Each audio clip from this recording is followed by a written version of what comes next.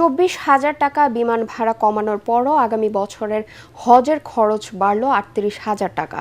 সরকারি ব্যবস্থাপনায় সর্বনিম্ন 5,05,648 টাকার প্যাকেজ ঘোষণা করেছেন ধর্মমন্ত্রী।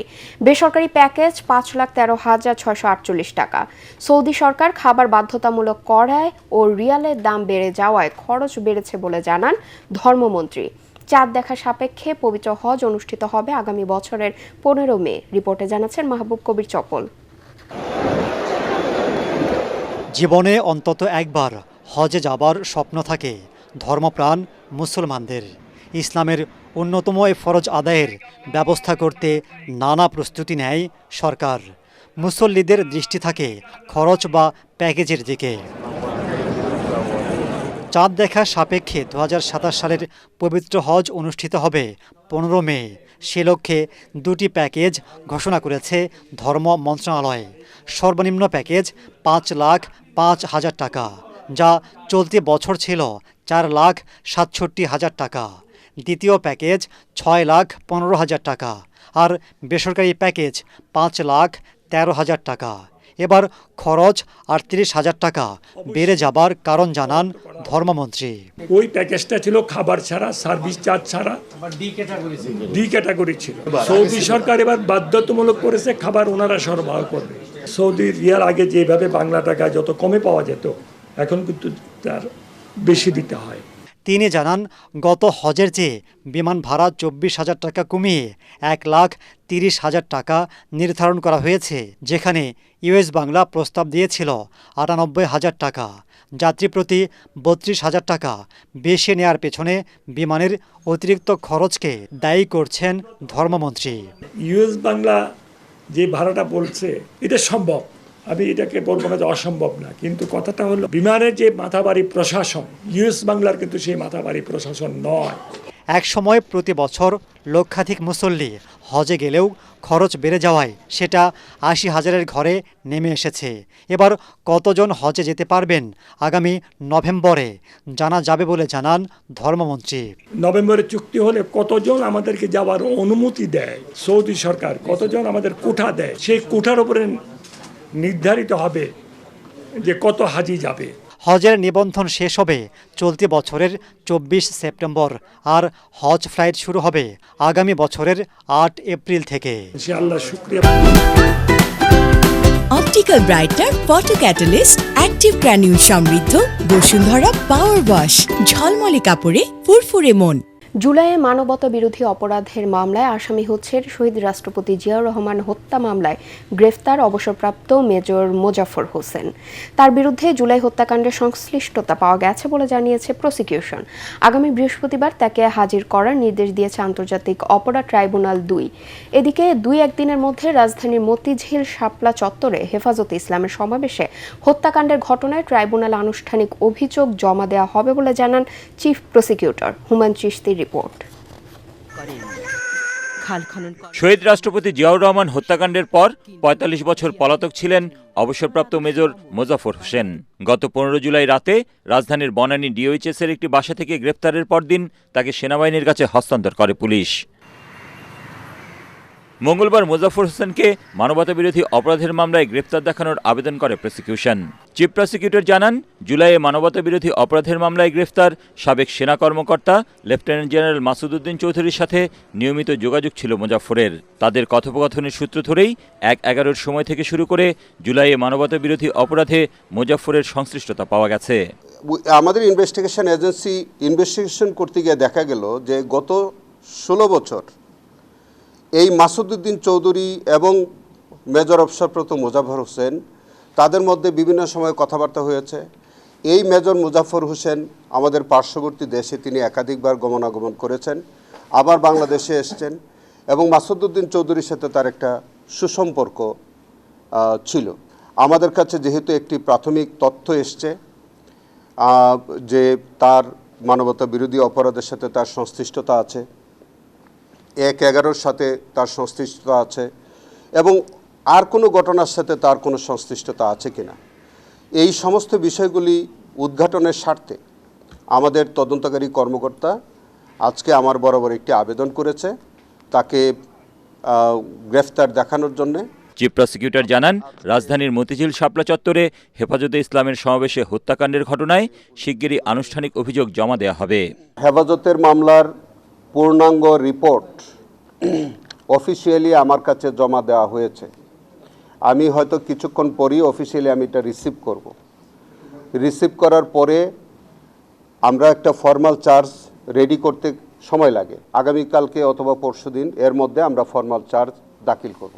প্রসিকিউশনের আবেদনের প্রেক্ষিতে ট্রাইব্যুনাল 1-এর 3 বিচারক ডিজিএফআই, ডিবি ও র্যাবের গোপন বন্দিশালা আয়নাঘর পরিদর্শনে যাবেন বলে জানান চিফ প্রসিকিউটর। শহীদ রাষ্ট্রপতি জিয়াউর রহমানের খুনি মোজাফর হোসেনকে এতদিন কারা আশ্রয় দিয়েছিল তা দ্রুত খতিয়ে দেখার দাবি জানিয়েছেন বিএনপির সিনিয়র যুগ্ম মহাসচিব ও প্রধানমন্ত্রীর রাজনৈতিক উপদেষ্টা রুহুল কবির রিজভী। রাজধানীর নয়াপল্টনে সাবেক যুবদল নেতা জাকির হোসেন নান্নুর রুহের মাগফিরাত কামনায় দোয়া মাহফিলে তিনি এ দাবি জানান। রিজভী বলেন, এখনও নানা চক্রান্ত ষড়যন্ত্র চলছে। বঞ্চিত নেতাকর্মীদের হতাশ না হয়ে ঐক্যবদ্ধ থাকার আহ্বান জানান তিনি। ৪৫ বছর ওই লোক কোথায় ছিল? মেজর মুজাফর কিভাবে আসতে পারলো? নিশ্চয়ই যারা তাকে আশ্রয় দিয়েছেন এর আন্তর্জাতিক আশ্রয়দাতা আছে, দেশের ভিতরে আশ্রয়দাতা আছে। ১৭ বছর আওয়ামী লীগ ক্ষমতায় ছিল। ৭৫-এর পর কাদের সিদ্দিকীদেরকে কে আশ্রয় দিয়েছে, কে প্রশ্রয় দিয়েছে, কে অস্ত্র দিয়েছে, এগুলো আজকে আমাদেরকে মূল্যায়ন করতে হবে, জানতে হবে। রক্তের বন্যা বইয়ে দিয়ে যারা ভারতে পালিয়ে গেল সেই ৫,০০০ নেতা কর্মী, তাদেরকে কারা আশ্রয় দিয়েছে? সরকার রাজনৈতিক হয়রানিমূলক মামলা প্রত্যাহারের সিদ্ধান্ত নিলেও শিশু নির্যাতন বা ধর্ষণ সংক্রান্ত মামলা প্রত্যাহার হবে না বলে জানিয়েছেন আইনমন্ত্রী মোহাম্মদ আসাদুজ্জামান। সচিবালয়ে ১০ জেলায় মামলা পূর্ব মধ্যস্থতা কার্যক্রমের উদ্বোধন শেষে সাংবাদিকদের প্রশ্নের জবাবে তিনি এসব কথা বলেন। এর আগে ২০ জেলায় এই কার্যক্রম শুরু হয়। সারা দেশে বিচারাধীন ৪৫ লাখ মামলার মধ্যে অন্তত ২৫ লাখ মামলা এই কার্যক্রমের মাধ্যমে সরকার কমিয়ে আনতে চায় বলেও আশাবাদ ব্যক্ত করেন মন্ত্রী। অন্তর্বর্তী সরকারের সময় যেসব রাজনৈতিক মামলা হয়েছে সেগুলো নিয়ে যাচাই বাছাই চলছে বলেও জানান তিনি।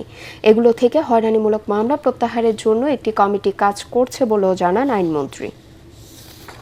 রেপের মামলা, শিশু ধর্ষণের মামলা কিংবা যৌতুকের জন্য স্ত্রীকে হত্যা করেছে মামলা, পরবর্তীতে এই সমস্ত মামলা নিয়ে এসে রাজনৈতিক কালার যদি কেউ দেওয়ার চেষ্টা করে, আমি বলেছি আমার টেবিল পর্যন্ত এই মামলা আসবে না। আমি সেটাকে পলিটিক্যাল মামলা হিসেবে প্রত্যাহার করে নেব, আমি এটা করব না। ইন্টারিম গভর্নমেন্টের সময় অনেক হত্যা মামলা আমার রাজনৈতিক নেতাকর্মীদের বিরুদ্ধে দিয়েছে।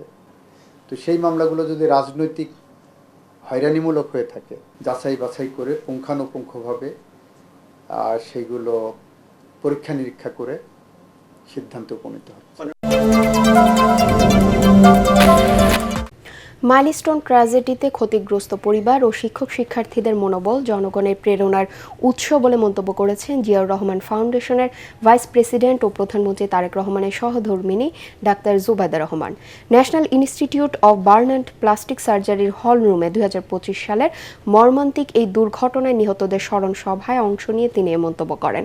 এ সময় যে কোনো দুর্যোগে দেশবাসীকে ভয়কে জয় করে এগিয়ে যাওয়ার আহ্বান জানান জুবাইদা রহমান। তহিদুর রহমান তুহির রিপোর্ট। ২০২৫ সালে মাইলস্টোন ট্র্যাজেডিতে নিহতদের স্মরণ এবং আহতদের প্রতি সমবেদনা জানিয়ে স্মরণ সভার আয়োজন করে national institute of burn and plastic surgery. একটি জাতির বিবেক। এ সময় নিজেদের দুঃসহ অভিজ্ঞতার স্মৃতিচারণ করেন আহত শিক্ষার্থী ও ক্ষতিগ্রস্ত পরিবারের সদস্যরা। একটি সন্তান আহত হলে শুধু একজন শিক্ষার্থী আহত হয় না, তার সঙ্গে একটি পরিবার আহত হয়। সেদিনের সেই ভয়াবহ ছবি আর মনে করতে চাই না। আপনি আমাদের আজীবন চিকিৎসা ও ভবিষ্যতে পুনর্বাসনের ব্যবস্থা নিশ্চিত করবেন। দুর্ঘটনায় গুরুত্বপূর্ণ ভূমিকা পালন করার জন্য চিকিৎসকদের প্রশংসা করেন স্বাস্থ্যমন্ত্রী। এ সময় আহতদের উন্নত চিকিৎসায় সরকার সবসময় পাশে থাকবে বলে জানান স্বাস্থ্য প্রতিমন্ত্রী। আমরা এই মানবিক বিপর্যয়টিকে আমাদের যে যৌথ মানবিক রেসপন্সের মাধ্যমে ধারণ করেছি, সেই বাচ্চাগুলির চিকিৎসা করেছে আমাদের ডাক্তারগণ, সেই প্রমাণ অনেকবার রেখেছেন জাতীয় দুর্যোগে। আমি তাদেরকে আমার অন্তঃস্থল থেকে আমাদের সরকারের পক্ষ থেকে আন্তরিক অভিনন্দন। দুর্ঘটনার সময় ভারতীয় মেডিকেল টিমের বাংলাদেশে আসার কথা স্মরণ করে ভারতের হাইকমিশনার দীনেশ ত্রিবেদী বলেন, সরকারের পাশাপাশি দুই দেশের মানুষের সম্পর্ক দৃঢ় হলে তা নতুন মাত্রা দেয়।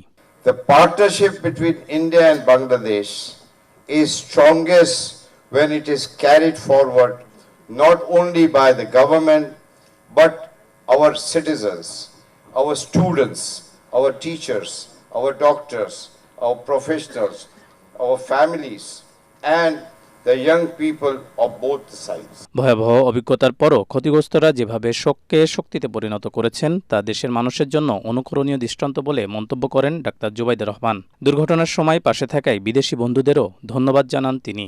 ট্র্যাজেডিতে আহত শিক্ষক, শিক্ষিকা, শিক্ষার্থীবৃন্দের মনোবল সকলের প্রেরণার উৎস। ভয়াবহ অভিজ্ঞতার পরও আপনারা যেভাবে সাহস ও সংকল্প নিয়ে ভবিষ্যতের দিকে এগিয়ে যাচ্ছেন জাতি কোনোদিন ভুলবে না।